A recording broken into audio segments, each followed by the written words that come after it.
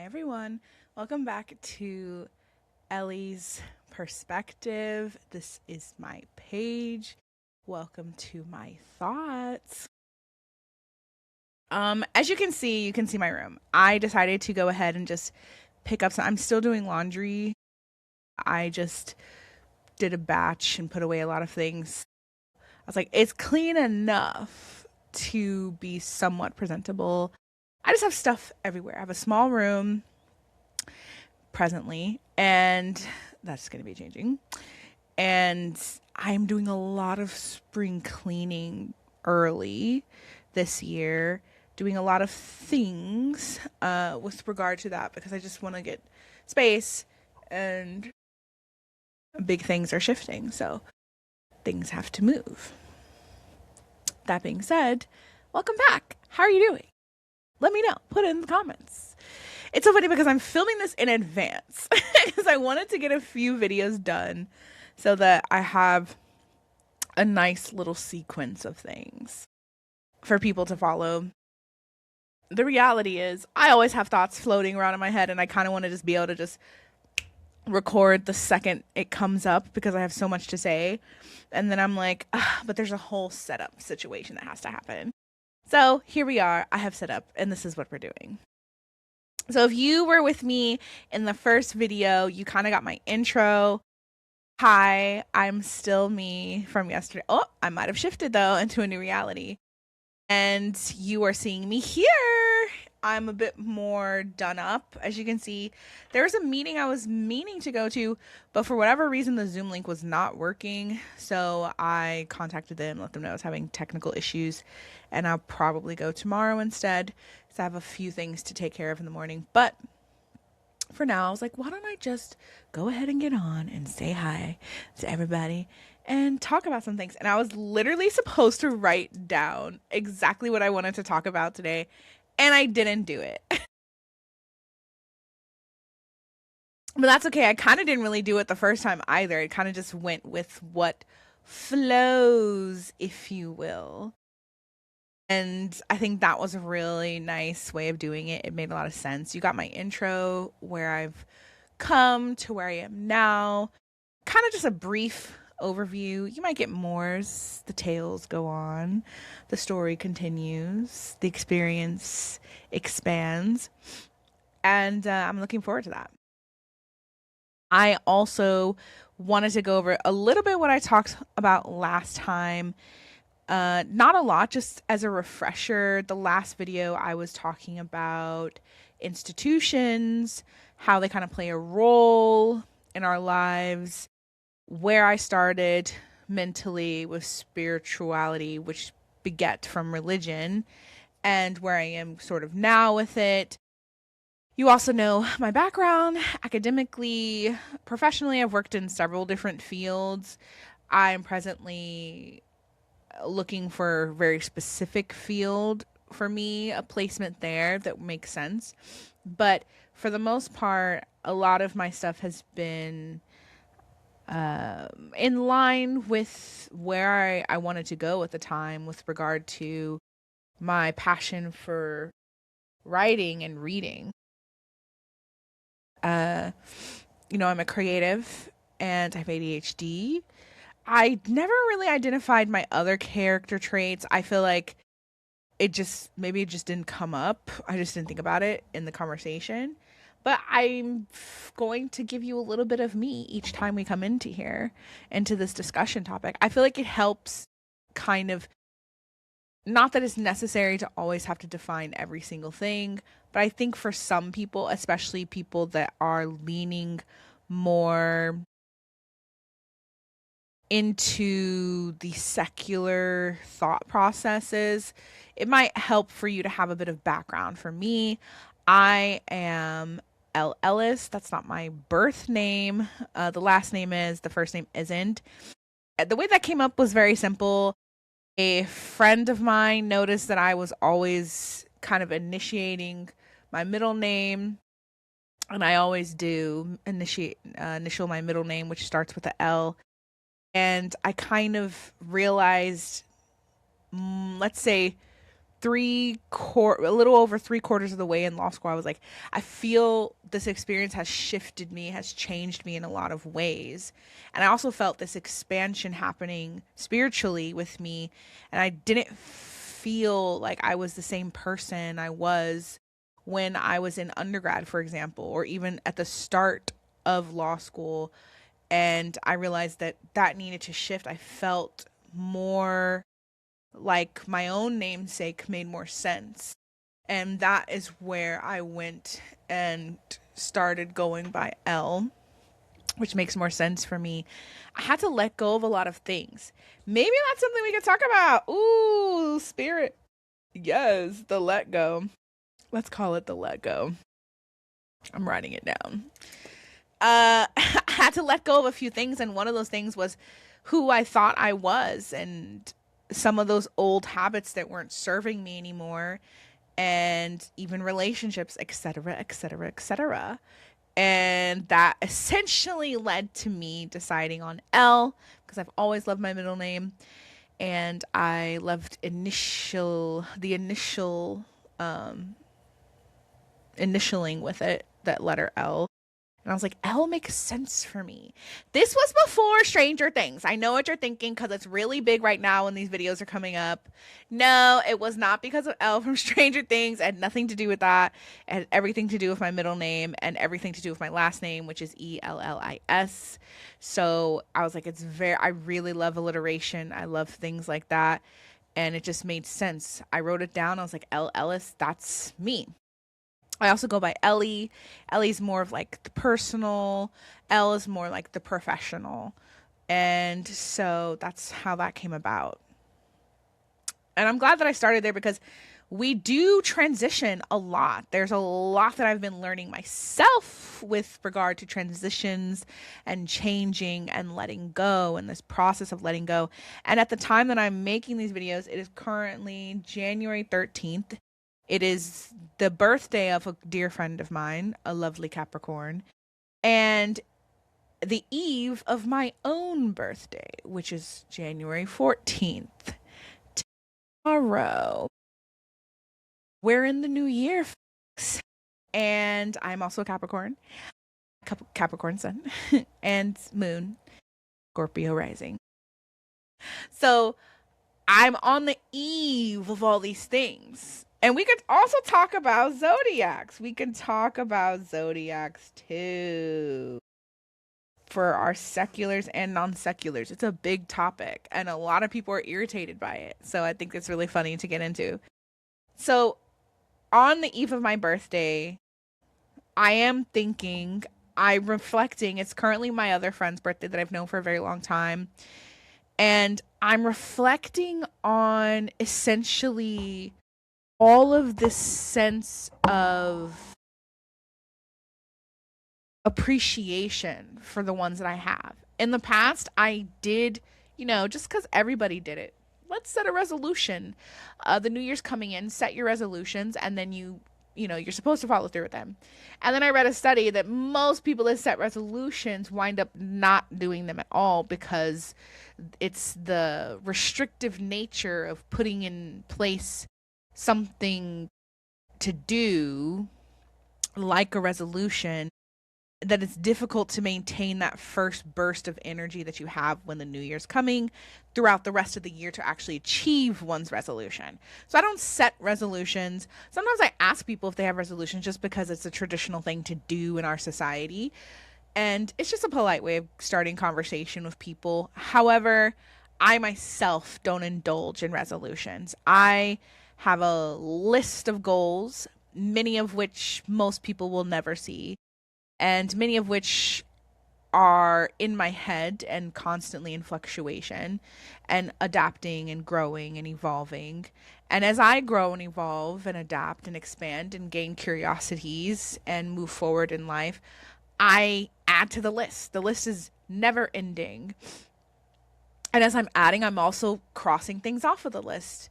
So it's just a living list, if you will. It's not necessarily a thing that I always even write down, because people shift, I shift, means of processing or action also shift. So I might have something, let's say, on my list that at the time presently makes a lot of sense for me. And a year could go by and I can look at that list and realize that really no longer applies. It kind of worked itself out, let's say, for instance, and I need to take that off the list and put something new on. So I try not to get too bogged down with the way in which a thing occurs to me, um, the manner of how I go about making it happen, and the the perfection of it itself. Sometimes it's better to be a bit more fluid so that you can allow more opportunity to flow to you and you don't get too bogged down with what's not working for you. That's also a discussion that leans on both sides of the secular and non secular bridge. And that's what we're here to talk about. I'm here to function as your friendly neighborhood guide over the bridge and back, and over the bridge and back from the secular and the non secular in today's modern world. That's me. I'm a little bit of both. And I would love to share a lot of those things that I've learned with you. And hopefully, you can find some things that resonate for you, and you can find some things that maybe even just you're curious about, and you explore for yourself and figure things out on your own in your own way. Take what works for you and leave the things that do not work for you. This is very important. This is an important lesson. What I'm going to talk to you about today, when it comes to letting it go, that is one of the most important parts that helps you to let things go. Identifying what works for me, identifying what does not work for me. Where can I give? Where can I receive? Practicing both is very important. And some of these things, don't mind my tears, it's allergies.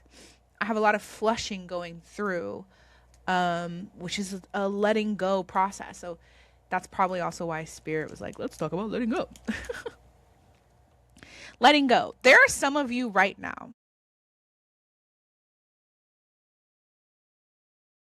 I guess should I do trigger warning? Do y'all like that? I don't know. Just so you know, I am a little bit about me. I'm a very candid person. I'm going to tell you like it is.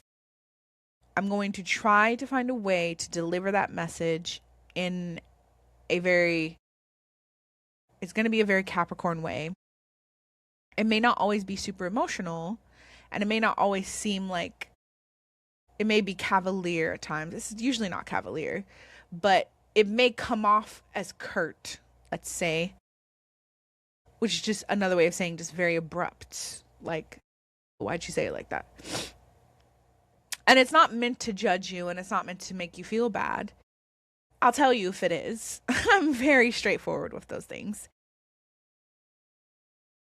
It's meant to give you the best shot you could possibly have at understanding these concepts, working through them, and finding what works for you. It's for you. You don't have to take it. You don't have to pick it up, but it will be laid out on the table for you. And I will lay it out as correctly, as clearly, and as honestly as I can. That is the best I can do. I can show you my wares. Whether you choose to take part in bartering or purchasing these things is up to you, metaphorically speaking. So, when I say certain things, it may appear like they're being harsh. I'm just explaining the situation, the wares that I have, to the best of my ability. That being said, there are some of you right now while you're listening to this in your background, while you're living your day, you're going to work, caring for your children, kissing the one you love, reading good books, sitting in the car in traffic, walking outside in the park to the Starbucks, going on the toilet, bathing in the shower. Some of you right now, at your wedding day, during the midst of lovemaking, um, even giving birth, right? Cooking food, working out. Some of you are allowing things within your reality that you do not want, that do not make you happy. You are clinging to them as if there is nothing else available to you, as if you are not a creator of your own reality, as if you have no control over your own happiness and joy, as if the thing that you're clinging to is the sole thing that's causing you harm, misfortune, sorrow, stress, anger. A lot of you are living your lives as if you are subject to the circumstances around you instead of the circumstances being subject to you. This is how you are perceiving your reality. Some of you are perceiving that right now. Some of you don't even know what I just said. That's okay. That's okay. Walk with me here, okay? We have to start from the beginning, as all stories begin. No, but yes, also yes. The thing about the life you're living, and this can go into a bit of the religious perspective. Some people might have difficulty understanding what I'm about to say. I'm going to do my best. It's okay if you don't, by the way. It's okay if you don't. If you have to re-listen to this or jump to something else or I don't like it, that's totally fine. It will come to you when it's ready. Part of knowing what do I need to let go in my life, what is not serving me, comes from understanding who you are, what your purpose is, what you want and don't want, and how you influence your own reality. It comes down to those things. Let's start with, I'm wondering if the reality thing is too much right now. Should I flip a coin? Do I have a coin? I don't even carry hard cash on me anymore. I need to get quarters tomorrow, y'all. Remind me to go to the bank to get quarters tomorrow. I need to get quarters. Okay, let me just think on it. Because that could be a whole video on its own. I'm thinking yes. I'm thinking yes. Let's start there. It begins there. If you have heard of, let's say, Abraham Hicks, there's a novel, Seth Speaks. I will have to figure out the author. And when I do, I will mention it. But the title of it is Seth Speaks. It's like a kind of light peach color book you can find on like Amazon or wherever. I think it also has an audiobook.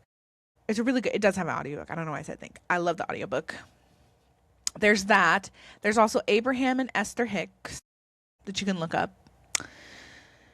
There's also recently Bashar. There are others as well. I have not listened to everyone. Some of the names come into my presence and I'm familiar with them. Others aren't.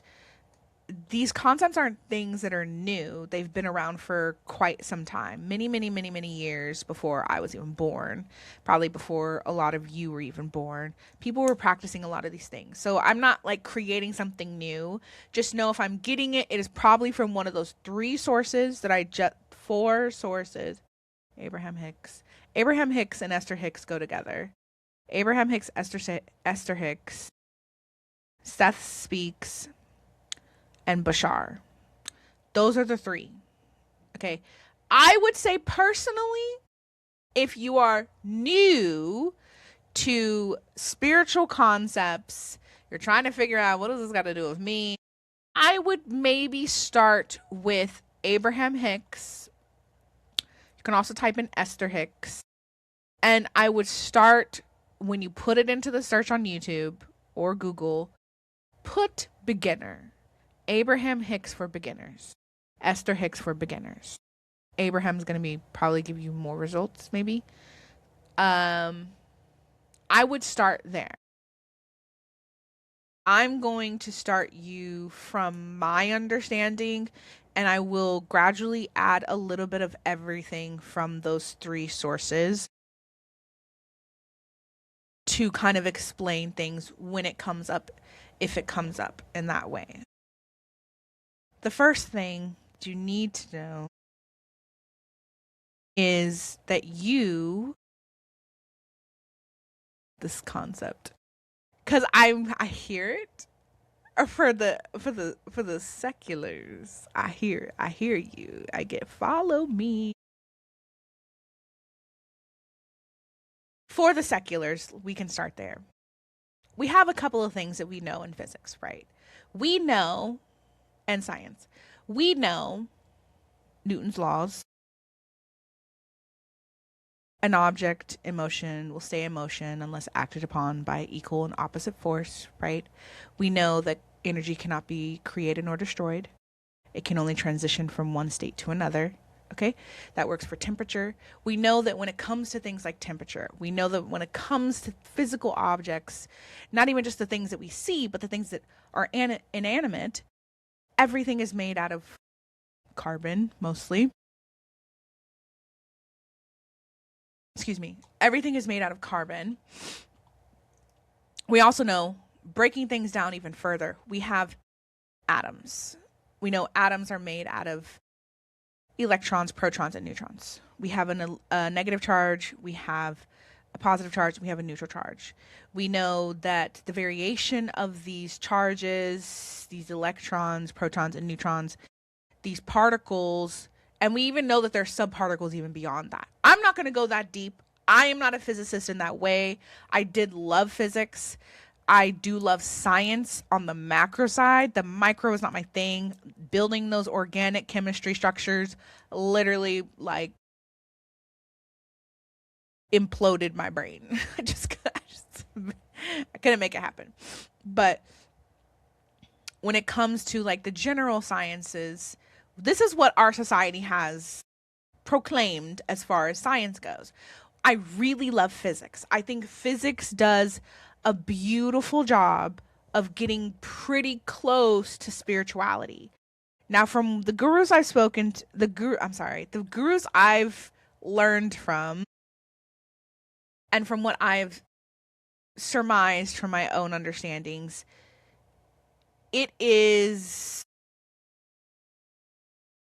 science is very close to explaining spirituality. It's just always been kind of a step behind spirituality. Spirituality's always been a few steps ahead of science, and science has been gradually keeping up or catching up to spirituality. So now we have a lot of studies coming out between the correlation between the cognitive mind, the physiology of a person, and their cognition of their physiology. That there's a connection between body and mind, that a person can will themselves into a better healing body, and they can also put themselves into a more I couldn't even think of the word for a moment because I don't often think about it, an ill-fitting state of being. You can increase your health and you can decrease your health simply by believing that you are and feeling that you are versus feeling that you're not. There is a connection between community, people that are able to connect with others, that are able to maintain healthy relationships, and their overall wellness, not just mentally, physically. There are levels of cortisol that reduce when you do things like meditate, connect with nature. There are studies, even in Japan, for example, that the trees provide certain electromagnetic waves, stimuli, as well as vitamins, nutrients that we simply cannot get from being indoors. You get them from being around trees and nature, and these things heal us. There are studies with regard to grounding ourselves because we are electromagnetic energy within our core. Our our brain is constantly firing electrical signals. Our body is constantly firing electrical signals, constantly head to toe, and we interact with electrical signals as well. This is why a person can read our brain waves from a machine that doesn't even physically touch our body, because the extension of energy that we put out as these kind of similar living batteries, as science may identify us, creates magnetic electrical fields that can be read, that extend outside ourselves. This is energy. These are electromagnetic waves. When you go into physics, you see things like the electromagnetic spectrum of waves. And if you look on those things, you can see it will say visible light. It's a very long line. And it'll have radio waves, gamma waves, all of that things over here, right? They're longer, big flowy waves like this. And then you have like higher pitched frequencies, and they're going to be like this, like little waves, but like really short, fast replicating waves. And then you have visible light, is like right here. It's like this big on a big, huge spectrum. And there are many other things that the human eye cannot measure. Well, the untrained human eye cannot measure. I'm going to say it like that. We'll get into that. But for now, most people are seeing visible light, which color, hello, or variations of color, things of that nature. So, that being said, everything is essentially energy. We know this from science. Electrons, protons, neutrons. I've said this before. And the reason why I like physics is because physics touches on this concept of kinetic and potential energy. And everything has a kind of kinetic and potential energy on a bigger scale. When we're not talking down on the atomic level, we're talking on our level, a macro level, right? What does that mean? Kinetic potential. Because some of you are like, I haven't taken physics in like 20 years. Same. I'm just a nerd. So physics, when it comes to kinetic and potential, kinetic energy means movement. Potential means the kind of buildup of movement. The best way to describe it is, if I am walking up a hill with a ball, as I'm walking, I'm exhibiting kinetic energy. Okay. When I get to the top of the hill, if I put the ball on the top of the hill and it just sits. Now, there are other things that are happening with gravity and mass and all of those things. I'm not going to get into that. There are universal truths. We will talk about that in a minute. Maybe not in this video.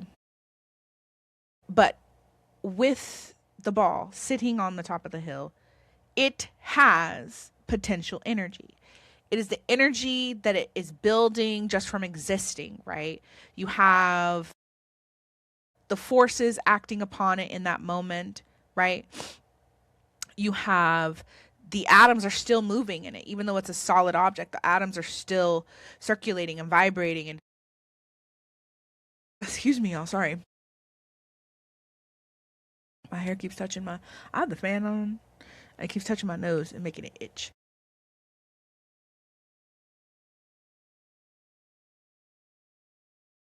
So the ball is on the top of the hill. It's building potential energy because the energy is not kinetic yet. It's still moving. But as I'm moving it up the hill, I may have kinetic energy. The ball, in some instances, depending on how you want to really get technical with it, could be also having kinetic energy because I'm moving it. But by itself, it's building potential energy. At the top of the hill, the potential energy is very large because we've created a potential for it to, if I were to kick the ball, for it to go downhill, to have a massive amount of kinetic energy flow into it as a result of rolling down the hill. So that's exactly what that is. The potential is high when it's not moving, but it is gaining energy to become kinetic. And as it is kinetic, becomes in motion, the potential drops, the kinetic increases. You know, as we go further down the hill, the ball gets faster, right? And then it will, as it comes, let's say there's 2 hills, as it starts to come back up, let's say another hill, it's building potential. And as it builds more potential, it's getting higher. It's also losing kinetic energy, which means it's slowing down even though it's going back up. It may not be super visible how much it's slowing down, but it is slowing down because we have things like friction, we have the movement of air, we have whatever surface it's on playing a role. And so the potential is increasing, the kinetic is decreasing, and once it reaches a point where the kinetic is non-existent, the potential that has built becomes kinetic again, right? Depending on what action is, depending on what other forces are happening. If it's, didn't maybe reach the top of the other hill, but it came midway, it would roll back the way it came. So it would have a moment of a lot of potential and then would flow into kinetic. And then would have a moment of a lot of potential and it would flow into kinetic. And it would do this until the ball slowly lost enough kinetic energy to sit in the center between the 2 hills, in the valley of the 2 hills. And then it would have maybe still some potential energy because there's enough of everything there. That's just a general understanding, okay? As I said, I'm not a scientist. I just have information in my head. I remember things that I find interesting. That's what it is. That I learned from school, from reading, documentaries, biographies, books. I just remember things I find interesting. That is kind of like a general gist of that. So, what does that have to do with spirituality? Make it make sense. So we know that we have potential for a great amount of energy. We know that at any given rate, electrons, our atoms are constantly bumping into each other. They're emitting energy all the time, constantly. We also know from biology things like our epidermis, aka the skin on our bodies, is constantly in fluctuation and changing and shedding. We cannot see that happening, but it is happening. We are constantly shedding ourselves. You are never the same person you are from the state of whence you were born to the state of who you are now. Your cells die thousands of times and are reborn thousands of more times until your body finally stops functioning and you transition. That is energy transferring from one state to another. You are in constant transition, whether you realize it or not. even on a scientific level. So, similarly, and even more so, the same thing is happening to you spiritually. Okay? You can call it kinetic energy, potential energy. You can call it the shedding of one's linings. You can call it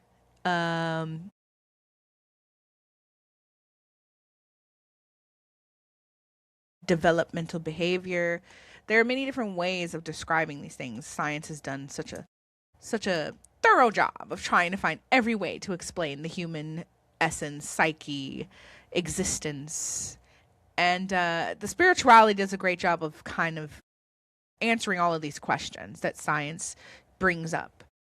Essentially, at least from my spiritual perspective, my opinion, from what I've gathered collectively from other different perspectives as well, we are non physical beings, the essence of us. Some people call this the soul, some people call it spirit, some people call it energy, some people call it higher consciousness, some people call it super ego, different terms, but essentially all that it means is that your higher self is infinite. It cannot die. You will never truly die. And you are also let me not even say that. We're not there yet. Let me not jump the gun. It gets so exciting. I was like, I'm putting the cart before the horse. Let's just start with you will never die. Your physical body will shed enough to a point where it has difficulty shedding, and well, eventually, okay, it will find a point where it has shed enough and you will transition, because as we know, energy cannot be created nor destroyed, and it will transition from the physical back into the non-physical. So when your body dies, your spirit doesn't. You just go back to the main source of you. And only a small, I always want to say vanilla extract. Like that's how I think about it. It's like when you're creating a recipe, you don't pour the whole bottle of vanilla extract in the batter. You just do like a teaspoon or so, right? And that's all that your body has of your spirit. Your spirit is infinite and massive, and it can't really fully be contained in a fully body. It doesn't need to be. Your body, your physical body only maintains a extract of your spirit, your source energy. A little bit of you is in your physical form. It feels like a lot. It's just a little bit of you. And the rest of you is non physical, your super ego, your higher source, your collective consciousness, your spirit, your soul. The rest of you is in the collective consciousness. It is in the non physical. It is enjoying the journey of life for you. It is appreciating the expansion that you're gaining from living a physical life. It is learning. It is thriving. It is happy. It is joyful. When you think of heaven, being non-physical is heaven, essentially, if you are religious. That is your concept of heaven. And you don't have to be a certain way to achieve it. You don't have to go through a certain level of trials and tribulations to reach it. You don't have to donate a certain amount. You don't really even have to be a good person in your physical body. You would still transition into non-physical, just as everyone else that did do good things for the reality. So, a lot of you at this point might be like, well, what's the motivation to be a good person? I mean, living a good life. How about that? I don't know. You have to find your own motivations. You know what I mean? The whole point of life is to live and to enjoy the expansive process of living. That is it. People are looking for the secret. They want to know, what does this mean? What does that mean? What does it mean? That's it. You're here to enjoy. It's the same thing that I say to people when another concept of it is Universal Studios. Some of you may not know what that is. Universal Studios is a theme park where you can go, you can ride rides, you can go on attractions, you can experience all kinds of things. If you go to Universal Studios during, let's say, the Halloween season, there's Fright Night. You don't have to engage in Fright Night. Even when it's not Halloween season, they have the haunted hotel, I think, experience, and they might have a couple of others that are kind of scary, depending on your level of what scary is. But the whole point of the attraction isn't to like get some grand meaning out of it's to enjoy the attraction. When you go to Universal Studios, you don't have to write a dissertation at the end of it. You're supposed to just enjoy it. Even the parts that suck. Even the my feet hurt and I'm sore and I'm hungry and everything's fried and now I have food poisoning, but I got to ride on some rides with my friends and family and it was fun too, but also I'm just like I'm ready to go home. Like that is your experience for that time at Universal Studios. Some people might go and they spend the whole night in Fright Night screaming their heads off, and it's exhilarating and they have a great time and they're like, man, I could do that again. They love it. It's your experience at Universal Studios is unique for you because it's your perspective. And some people are going to go and get one experience out of it, and another person could, in your same group, could go experience the same attractions and get a completely different experience or a similar one. You could bond, you can create friends, you can make enemies. There's so many things that can happen at Universal Studios. There's so much going on. It's kind of like you can't do it in one day. And that's the same thing as human life. You are going to experience a lot of things. A lot of them you will love. A lot of them you won't love. You'll make friends. You might make enemies. You will learn things about yourself. You might not learn anything. It's really up to you what that experience about. That is the meaning. The people that are upset that there's not some kind of challenge that you have to overcome, like, I'm mad that I waited so long in line and I didn't even enjoy the ride at the end. Well, you have to learn to enjoy the lines, learning to enjoy the whole experience. There are some people that were in line and they had a great time because they were hanging out with their friends and they were playing trivia games and talking. And that's what I do in line. I'm like, oh, let's play heads up, or, oh, let's talk and catch up. I can talk and meet new people in line. Everybody has different experiences and it's really up to you. Oh, it's trying to connect to the internet. Give it a second.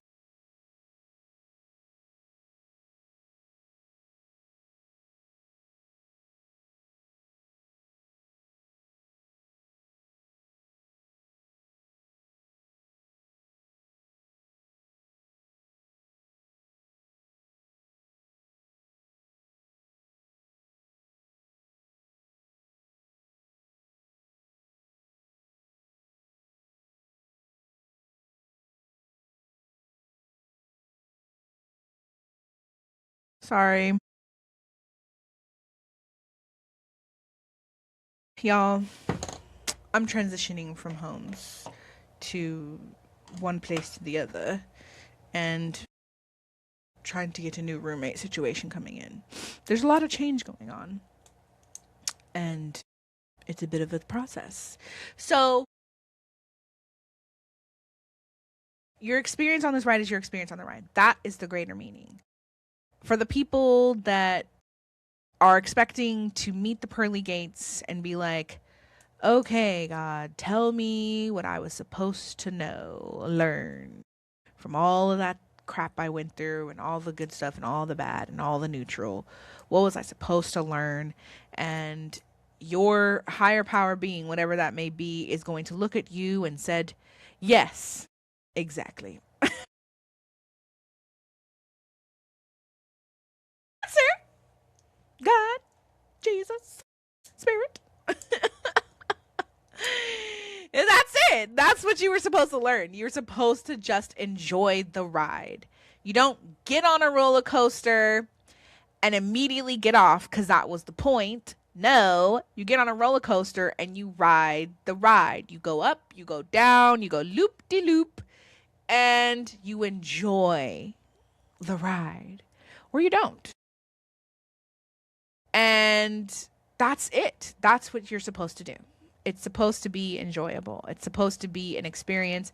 You're supposed to learn from it, grow from it, build friendships, make connections, understand things. Some people aren't going to do that to the extent that maybe you will. Some people might have chosen to live a life that is easy for them. They don't have to make a lot of decisions.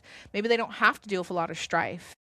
And these are choices that you make as a spiritual being prior to going into your life, into your physical body.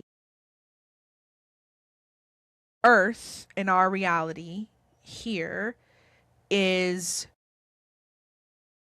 kind of like, I was going to use a reference, but I don't think a lot of people know the reference. So I think I'm just going to stay with Universal Studios.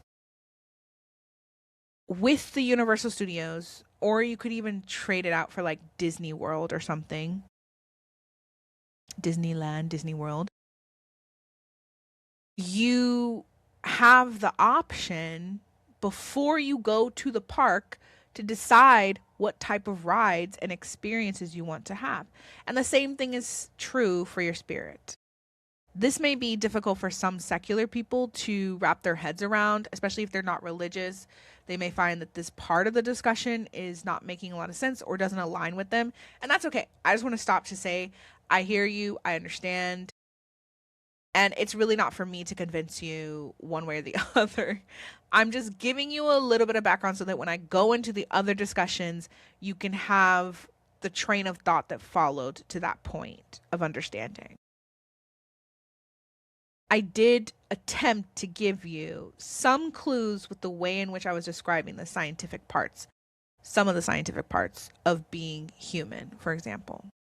There are other scientific things I can get into that have to deal with astrology. I'm sorry, not astrology, astronomy, and the way in which we exist within the universe and how these energies are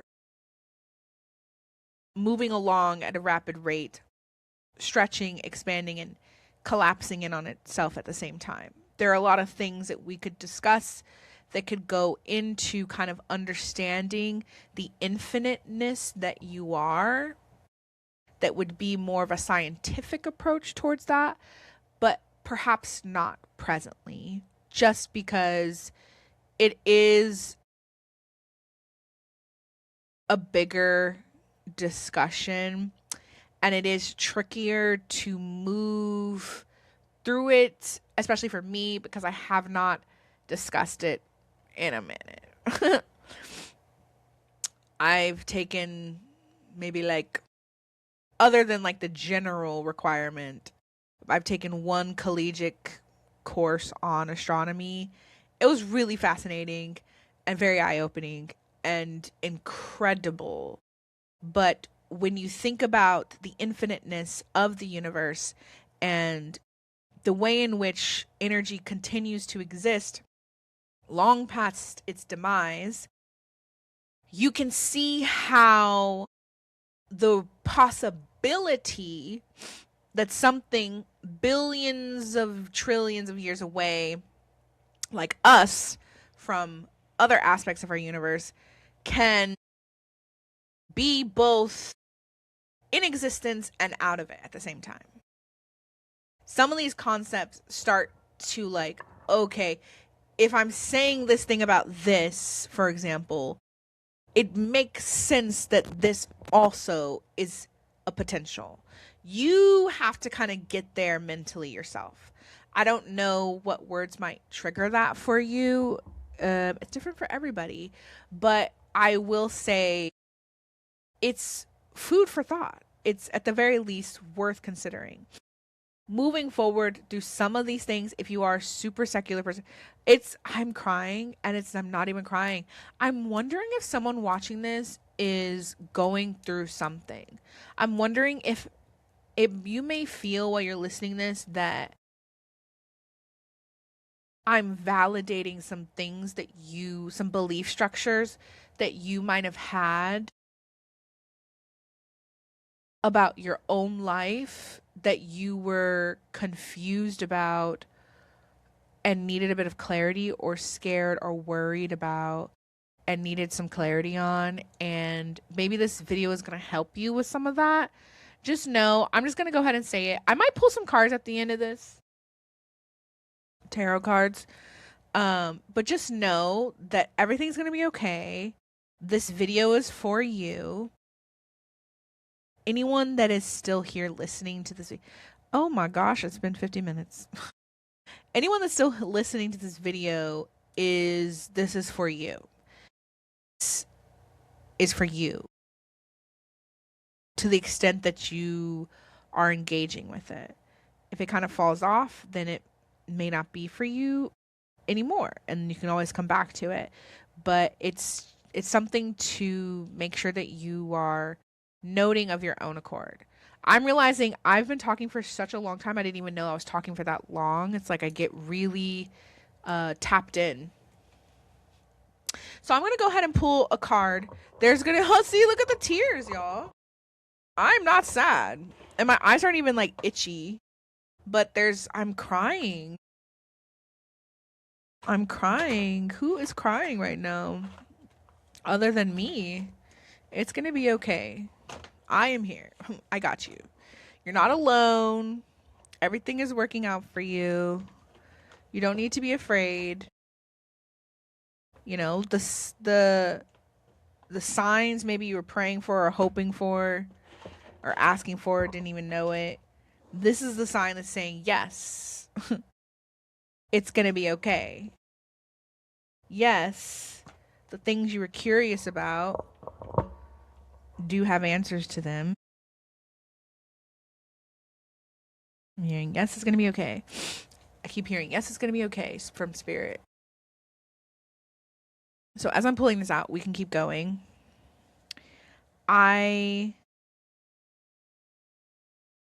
So you are an infinite being. You cannot die. Okay. You will transition from physical form into non-physical. And from there, you can kind of decide different things. That will be a video for a different day. But for now, all you need to know is that you are infinite. And science confirms it mostly. And spirituality has already been confirming it for a very long time. And if you are religious, you are also getting confirmation of that too. Through your religion, you are infinite as well.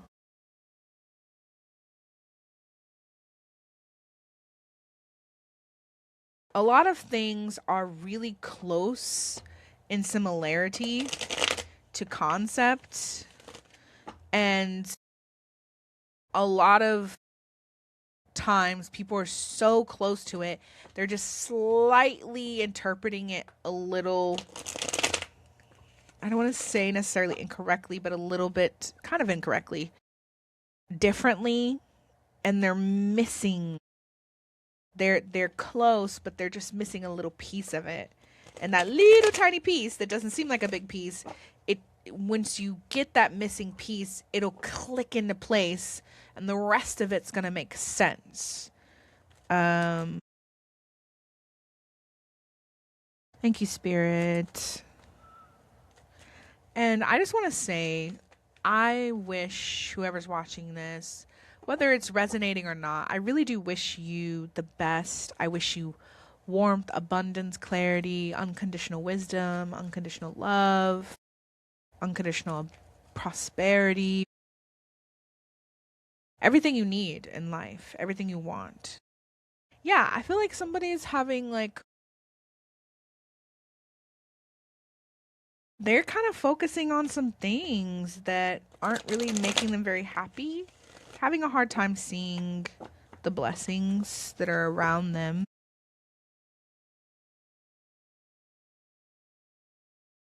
Actually, let me ask. I didn't even ask. Spirit. It's a collective watching this video. What do they need to know right now from you? Do you have any messages for them? I felt a need to pull my cards. So I felt like there's probably a message. Okay. Okay.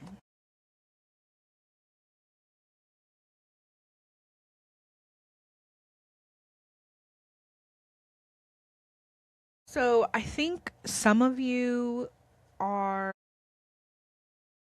going through a bit of a heartbreak. I think something's gone down. Oh, okay. Heard. Spirit said get the other deck. For clarity. Getting it for clarity. For you. The rest of this video, it's gonna be in another video, part 2.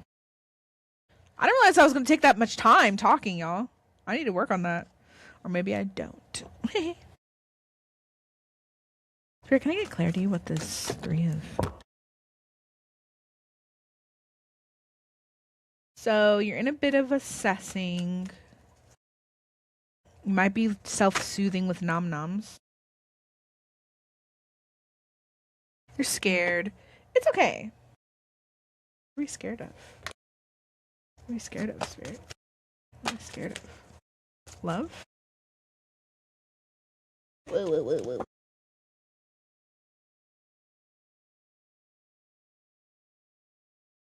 Okay. I see. Okay. So we have a lot of things. It seems like for some of you, you might be feeling... Some of you might have just had a breakup. Some of you might have been in a situation where there was like a third person or a third party involved in a situation. It could be a familial loss. I'm also feeling that for some people. But I think it was a bit of a breakup. I think maybe some of you, as a result of this, it could also be some of you lost like faith in something you really loved. Like maybe you were writing a short story and it maybe didn't get the recognition you felt like it deserved or you were hoping for, and that kind of broke your heart, or maybe it didn't get accepted into a publishing house you're looking for. I don't know why I just said that, but it's more than likely just a heartbreak. And I think maybe right now you might be feeling a bit like you're having a hard time with the self-love, with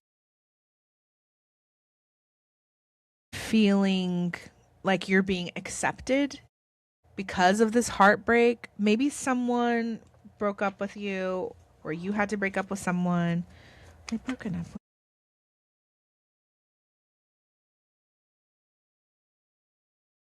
Okay, so it might be a friend group. It might be a friend group. It could be like a bunch of mean girls. It could be a friend group you broke up with. It could be that there was a third party involved, like they cheated, and you are feeling heartbroken over this. And not only that, but I feel like this situation is making you question your own self-worth. I think you're like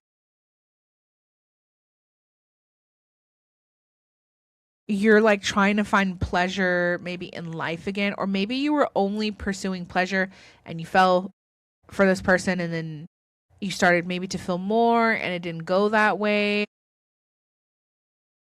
But I think you're having a hard time getting back to feeling like yourself and feeling good about yourself and where you are. I think you might be thinking that you're looking for this kind of acceptance from a partner, and spirit's just trying to tell you, by the way, that this acceptance for yourself, this acceptance you're looking in a partner is actually acceptance that you're looking for yourself, in yourself. when you start practicing kind of this accepting yourself for who you are, appreciating yourself for who you are, without creating excessive demands on yourself that aren't out of joy, excitement, pleasure, but are out of obligation, fear, doubt, ridicule, whether it's you generated them or others generated them and you're putting them on yourself, allowing those things are the real cause of your struggle. Oh, I'm getting another tear.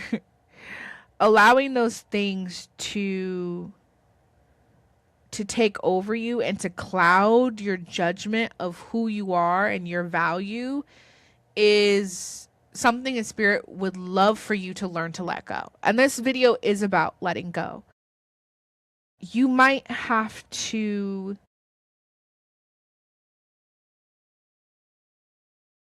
create healthy boundaries with others and maybe even yourself. Maybe there are things that we need to start saying, okay, when I don't do this thing right, I'm not allowed to go down on myself about it. Oh, that sounded different. I'm not allowed to make myself feel bad about it. I'm not doing that anymore. You know, sometimes things don't work out. Things aren't working out here because things are working out elsewhere in different ways for me. I just can't see it yet. And either way, I'm not a bad person. I'm not any less deserving of love, of appreciation, of joy, of happiness, of success, of wealth and wellness, simply because I didn't meet some kind of standard or expectation, or things didn't work out the way I thought they did. The person that I loved not loving me doesn't mean I'm not lovable. It just means that person wasn't for me. And maybe that sucks, but you would rather let go of someone that isn't for you than cling to someone who is and be miserable. Because while you're clinging to one person that doesn't want you and probably doesn't deserve you by proxy, your arms are too full to actually hold on and embrace someone that does love you unconditionally the way you love them, someone that does appreciate you for who you are, someone that sees you and loves you the way you deserve to be loved, the way you want to be loved, the way that makes sense for you. And it makes sense for them and it's natural. You can't hold on to one and try to pull the other in. That's not how that works. You have to let go of the thing that's not working for you so that you can allow yourself to go into the new thing, right?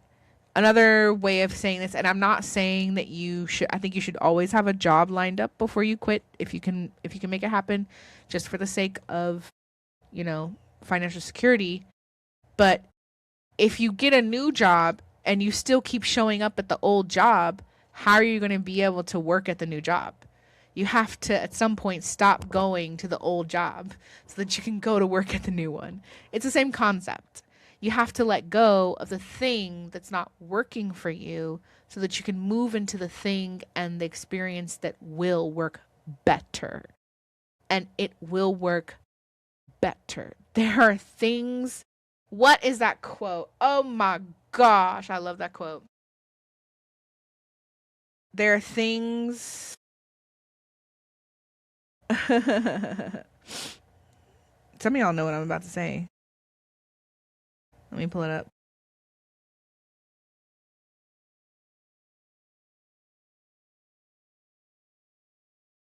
Thank you for being patient with me. Part of this is y'all just gonna have to be patient with me. Be patient with me. Beep, beep, beep, beep, beep, beep. Okay. There are more things in heaven and earth, Horatio, than are dreamt of in your philosophy. Okay, I'm gonna say it one more time. There are more things in your heaven and earth, Horatio, than are dreamt of in your philosophy. Okay. What does that mean? It means that there are solutions that you didn't even think of. There are people that you could have never imagined. There are experiences, there are bank accounts waiting for you specifically. If you're at this channel, you are probably in a state where you are learning about spirituality, you're encompassing it or you're encountering it in these little ways, and you're trying to understand more. We're connecting the secular and the non-secular. Okay? What I'm talking about in the secular sense, you might imagine it to be a self-fulfilling prophecy. Setting intentions, preparing for an interview so that it can be successful. This is the same thing spiritually, roughly speaking, of imagining the things that you want and allowing them to come to you. It's the preparation. Setting healthy boundaries, taking time to accept yourself for who you are. All of these things are part of preparing yourself for receiving an even better blessing. You gotta stop talking crap about yourself. You gotta stop talking crap about others. You gotta start treating yourself better. Set the boundaries and keep them. Make promises to yourself and keep them. Healthy promises, not harmful promises. I'm going to promise that I get outside and walk around in nature at least 3 times a week, minimum. Make the promise and keep it for yourself. You know, don't make it difficult. If you don't do it, don't beat yourself up about it. There's always tomorrow. You can try again tomorrow. More is coming. You may not be able to see it, you may not be able to hear it and feel it and touch it, but there are people in your reality, there are solutions in your reality, there are things beyond your imagining, wonders beyond your imagining, people that will love you to a degree that you have never been loved before are there for you. For you. Specifically for you. They are waiting. But you gotta let go. You gotta let go. You have to let go of the people that aren't serving you. You have to let go of the mindset that isn't serving you. You have to let go of the behaviors that aren't serving you. You have to practice self-love. That is how you bring those blessings that you've been praying for into fruition faster.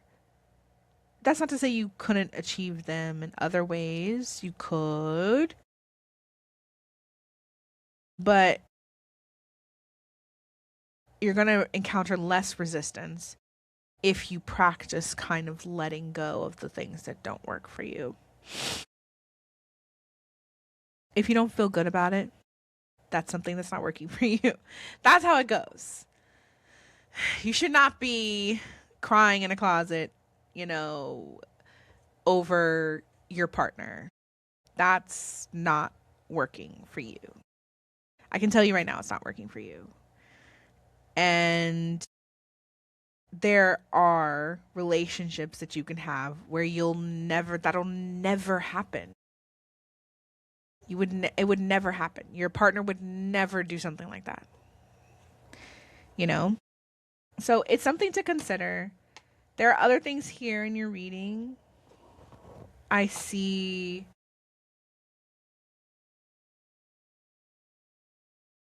a bit of hoarding of financial abundance.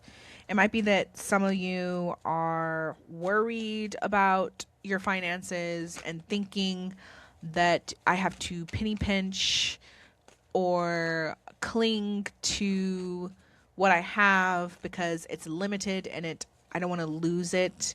Spirit wants you to understand that this is a fallacy. Money is as infinite as you are. It's a concept that you change. There is a sequence of things that I do want to say. It comes from Abraham Hicks, and it's a lovely process that I like to apply in many other concepts, right? As we're wrapping up here. And that thing is that your thoughts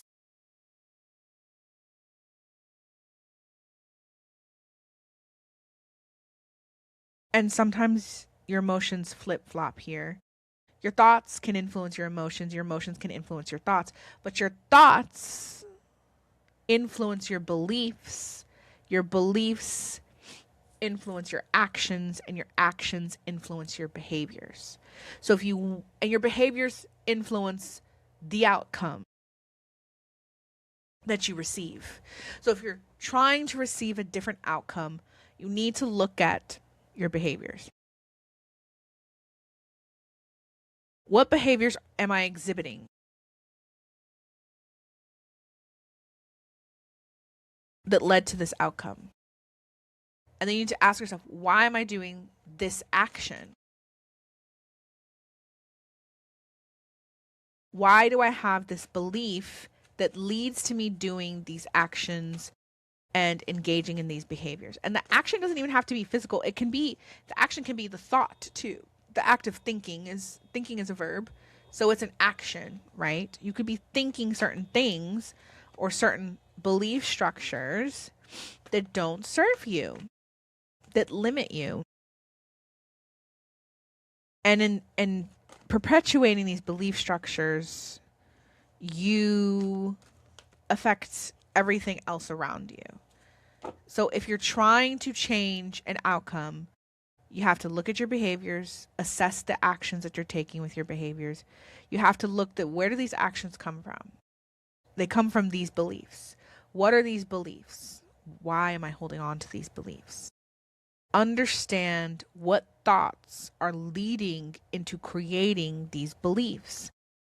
Some of these beliefs are also coming from external things around you, a lot of them.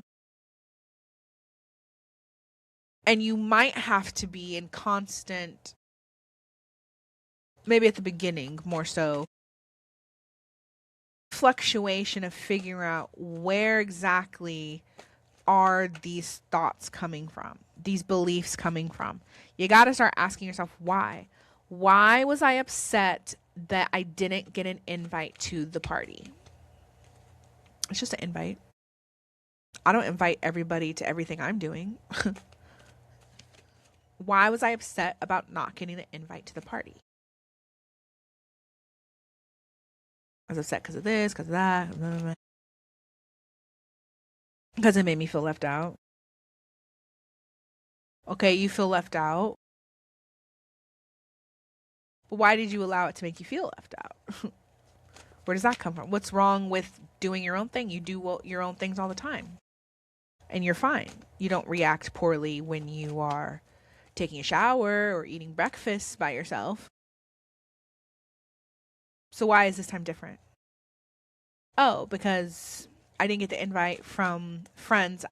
And if I didn't get the invite from friends, maybe they don't see me as their friend. Maybe they don't value me as a friend. Maybe they have a problem with me. Maybe there's something wrong with me. Is there something wrong with me? What if it's something I can't change? Then what do I do? Then no one will want to be with me. Then I'll be alone. Then I'll be miserable. Right? It's like you have to get to like the bottom of the bottom of the bottom. Where's that coming from? It's like, well, what's wrong with being alone? I don't like being alone. Why not?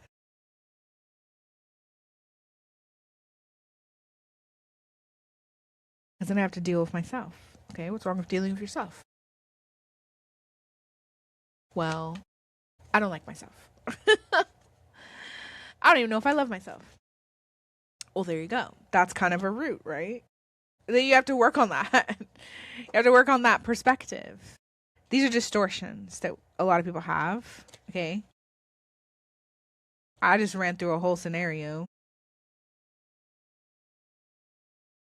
And you can too. You know, you have to ask yourself the questions. Why do I feel this way? Why did I react this way? Why is this so challenging for me? Something about this belief is tying me to a thought about myself, about my interaction with something. And it's hurts me, this thing. And once you kind of realize what it is, you have to learn to let it go. You have to learn to, okay, now I understand that getting an invite or not getting an invite has nothing to do with my value as a friend, as a person, and I need to work on being comfortable with just being with myself. Because I am my star player. I am the main character of my own story. I'm the MVP in my reality. So I got to treat myself like I'm the MVP. That doesn't mean I have to treat others like crap. It just means I need to value who I am. I need to value spending time with myself. I need to value getting to know myself, getting to know you, getting to know all about you. I don't know why that came into my head, but it did.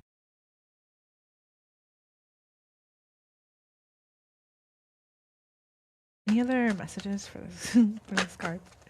For clarity, clarity.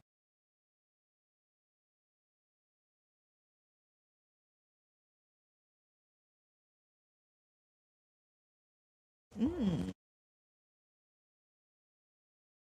You will receive abundance. You're going to receive abundance. But I think you might be thinking that it's going to be just in the financial. It's going to be in a lot of different ways. I think you think too that you have to work really hard for it. You don't. You do not have to work hard to receive. That is a distortion of belief. That's a belief structure that society sets for you, and that comes back to the institutions that we talked about in the first video. In order for you to benefit in this society, you have to put in the work. You have to follow the structures that have been placed and instilled before you. If you don't follow the structures, you're not working, you're not valuable, you're not contributing to the whole, you're not going to get a piece of the pie. These are institutionalized beliefs that are ingrained into us long before we realize what's even happening. And I believe that's why starting with institutions was really important. And we can go back and go into them more so. I have done more research since the last time I discussed it. Part of letting go is understanding your role in society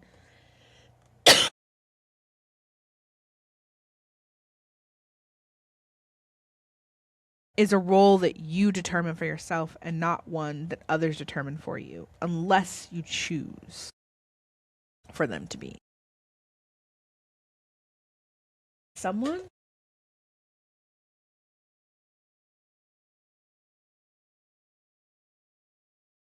might be having a hard time verbally expressing themselves. Or they may feel like they've been silenced a lot. Someone may have been crying a lot lately. I do see the void, which is my depression card. But honestly, someone may have been sick. Honestly, I don't really call it depression. I like to call it compression, and we will talk about that too. The letting go.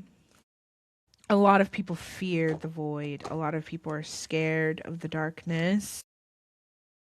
They can't see in the dark. So they fear that it's a bad thing. It must be bad because I cannot see. There are many who look and do not see.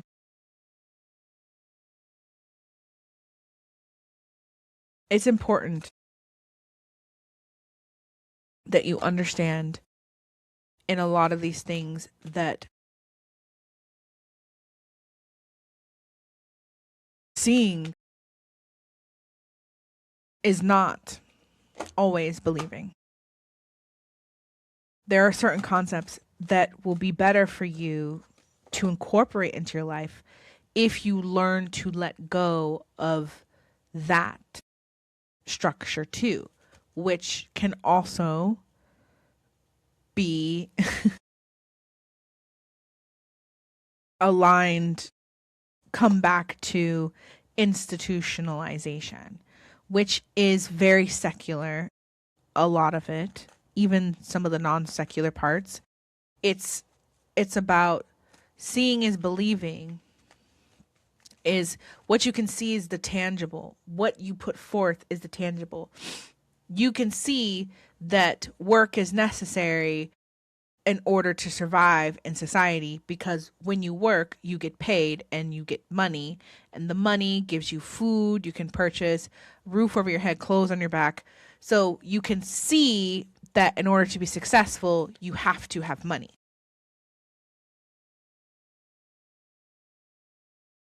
Except that that is one belief structure, and it is very limiting on abundance. It is also a bit of a distortion as well. It may be true in some senses and incorrect in other senses. There are plenty of people that receive abundance in many other ways, and you don't have to work to receive it. There are people right now that have money coming to them and they're not working. They receive it in different ways: opportunities, gifting, trade.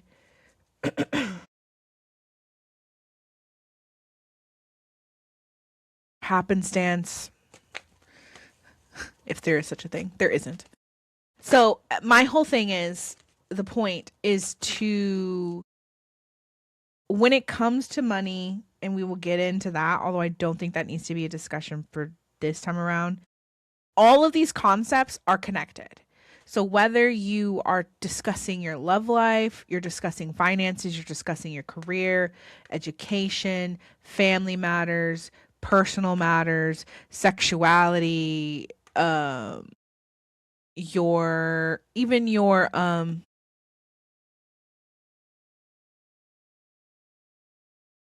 sexual prowess, your fertility, um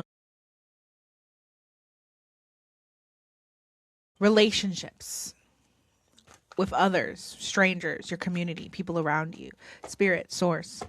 All of these things, these concepts, you can apply for every area of your life. They aren't limited to where it's like, oh, only this can do this and do. No. When you start getting the concept of one, you'll find that it'll help you release some of the issues, overcome some of the issues and obstacles that you might be having with another. You'll find there's a connectivity there.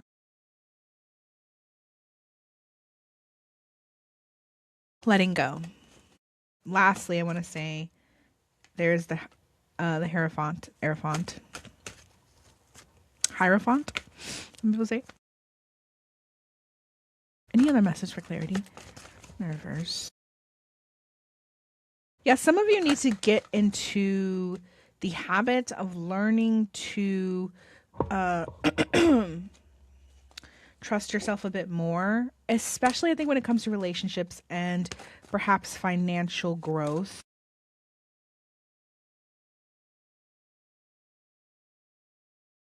Yes, trust. Thank you, Spirit. Confirmation. Trust is the word of the day for you. You gotta start working on trusting yourself. And some of this hopefully will help you is understanding that you're the main character of your own reality. You can trust you above all. And some of you may not be feeling that. It's just practice. It really is. Some things will come more naturally to others because of the circumstance, because of the goals and things that they had in mind coming into their physical bodies as a non-physical being.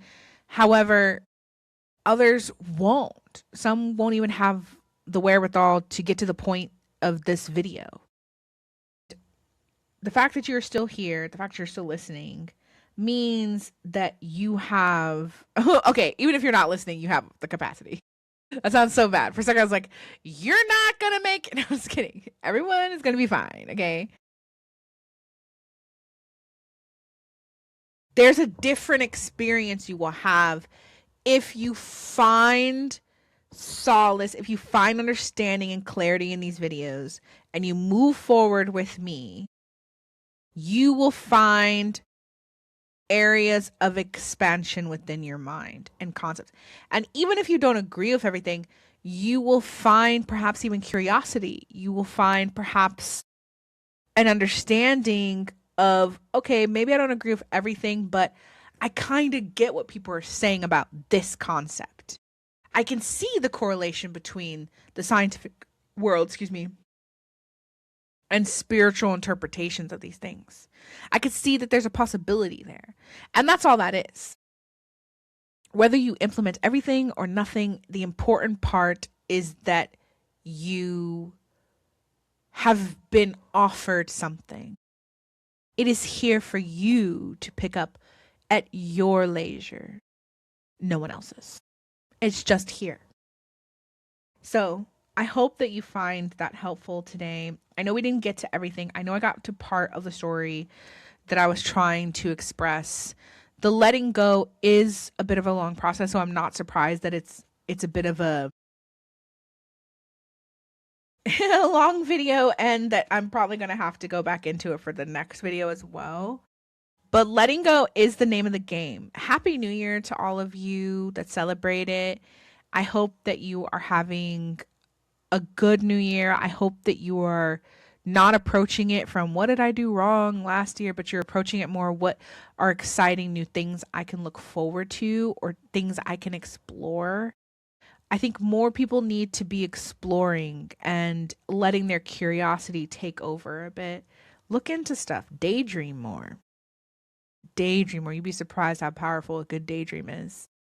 So take the times, look after yourselves. If you're going through something, I wish you wellness and abundance and peace and just a moment to really kind of gather yourself. Take it in, give yourself some hugs, make yourself your favorite warm drink. A warm drink. I assumed that you like warm drinks.